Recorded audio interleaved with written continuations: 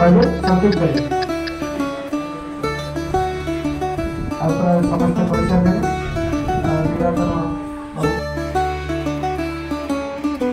আজি पवित्र ৭୭তম जनराज्य दिवस अवसर मो दयाबटर सम्मान अतिथि मुख्य अतिथि मोर माँ भौणी एवं मोर गुरुजन एवं सान पिला समस्त मोर नमस्कार अभिनंदन जनाऊँ। आम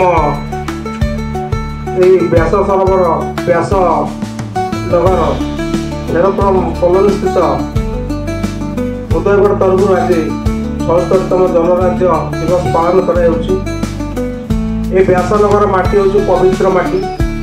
यह ओडिशार हृदपिंड। ये अंचल जनसाधारण बहुत सचेतन। ये अंचल जाग्रत एवं सचेतन हेले ओडिशा सचेतन हम। मो संक्षिप्त केत गुरुत्वपूर्ण कथा कहूँ। आमर संविधान प्रणेता डॉक्टर बी.आर. आंबेडकर से कहते आपण मैंने शिक्षित हूँ संगठित हूँ। शिक्षित संगठित हेले दरिद्रता हटिब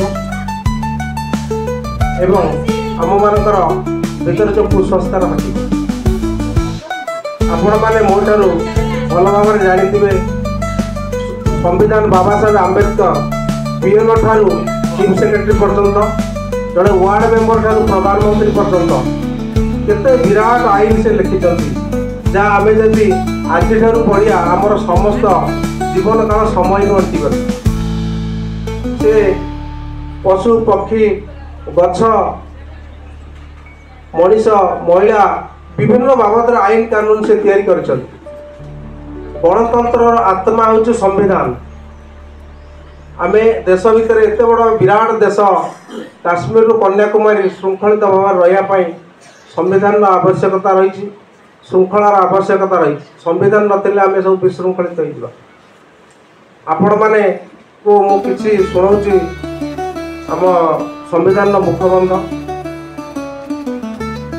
We the people of India having solemnly listened to constitute India into a sovereign socialist secular democratic republic and to secure to all its citizens justice, social, economic and political liberty of thought, expression, belief, faith and worship. आ भितर दुईटी संक्षिप्त कथा social और economic कथा को वर्णना करूँ।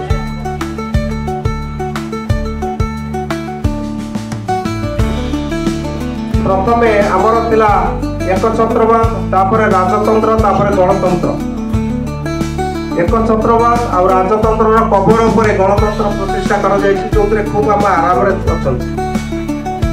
आगुरी राजतंत्र रे साधारण प्रजा कथा किए पचारे राणी भी हईराण होते। माता सीता रजकी कहले जे कि मु गोटे दिन बापगार रही असती होगली। सीता बहुत वर्ष लंकापुर रही सी असती है। तेणु रामचंद्र सीता को वनवास करदे कौ समय ना गर्भवती समय जो समय जन महिला विश्राम दरकार सुषम खाद्य दरकार परिवार रे स्वामी शाशु शशुर स्नेह श्रद्धा दरकार। सीता गछ मूल लवकुश को जन्म देकिनी पत्र उपर शोई माने करुण दृश्य सीता आखिर लुह झरी पड़ुछि। तुम्हे देबेनी कुमार सुआई देइछि पारी पतर रे देखी छाती फाटी जाए मोर मोधन रे। कहीं सीता को विदा करागला वन को गर्भवती अवस्था मोते भाविण असती तुम पिता तेजा करी रे अपवाद को करीण भीति मधन रे। जोटे राणी सुरक्षित नुहे जंगल में बाघ भालू पाखे छड़ा सीता प्रजा कथा किए पचारे ये हूँ राजतंत्र। वर्तमान जदि कई जदि स्त्री की विदा कर दिए से सांगे सांगे अरेस्ट हम केवल ये बाबा साहेब आंबेडकर द्रौपदी को निर्यातना दिगला जो कौरव सभा एवं द्रौपदी को किंचक दुर्व्यवहार कले स्वामी निजे दुर्जिश्र कहले क्षमा हूँ परम तपस्या।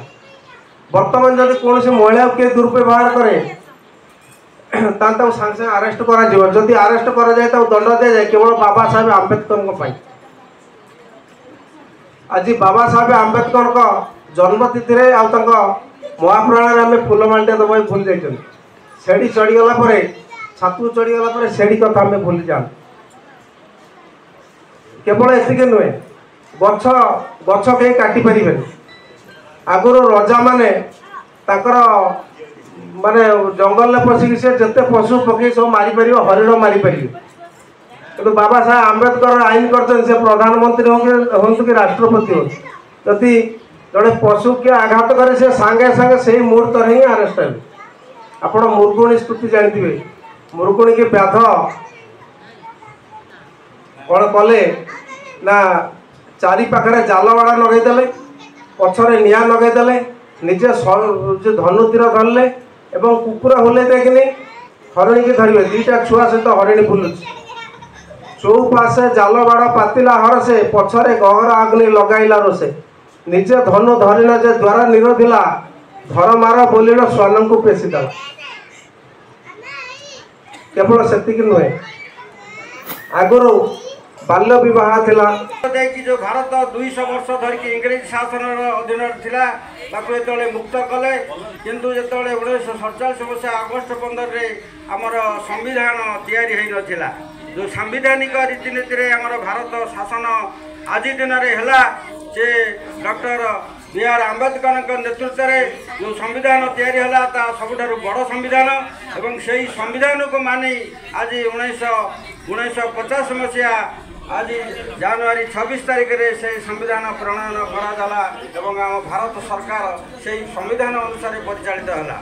तेणु समस्ते आज दिन एक स्मरणीय दिवस एवं आम भारत ये गर्व गौरव एवं आमे गर्व गौरव जो देश जो नेता माने जीवन देके आम भारत को स्वाधीन करते से आज टे मन पकड़ा एवं से आमे आज ये दिन पालन कर संविधान दिवस। तेणु आज आम समस्ते आज एक हवा एवं देशर किसी उपकार करवा निजर कर्ममय जीवन भितर किसी करवा संगे संगे देश और समाज किसी करवा विशेष किसी कहूना ये कही रोची। धन्यवाद। जय हिंद।